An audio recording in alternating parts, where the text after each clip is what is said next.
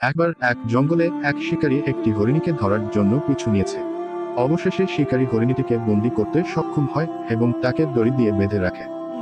হরিণী তখন অত্যন্ত কাতর হয়ে শিকারীর কাছে অনুরোধ করল, আমার ছোট ছোট বাচ্চারা গৃহে ক্ষুধার্ত অবস্থায় রয়েছে, আমাকে দয়া করে একটু সময় দিন, আমি তাদের দুধ পান করিয়ে ফিরে আসব।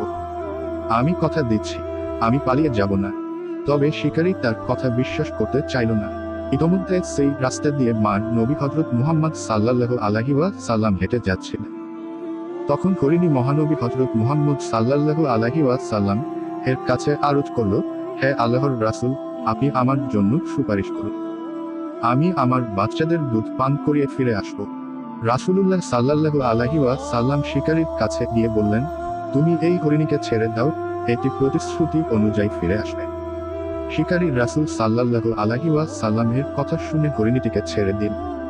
হরিণী দ্রুত তার বাচ্চাদের কাছে গিয়ে দুধ পান করিয়ে আবার ফিরে এল। হরিণীর এই আমানতদারিতা দেখে শিকারী মুগ্ধ হয়ে বলল, হে রাসূলুল্লাহ সাল্লাল্লাহু আলাইহি ওয়াসাল্লাম, আমি আজ থেকে আল্লাহর প্রতি ঈমান আনলাম এবং ইসলাম গ্রহণ করলাম।